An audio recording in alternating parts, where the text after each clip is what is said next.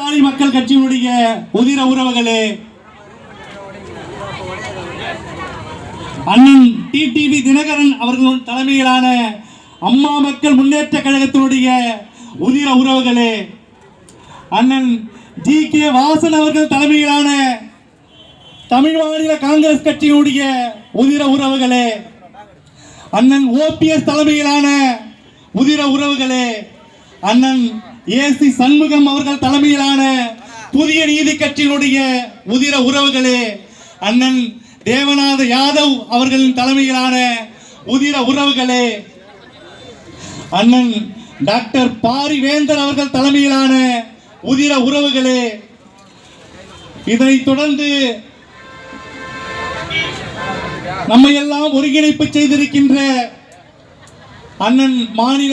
துணை செயலாளர் நரேந்திரன் அவர்களே, அண்ணன்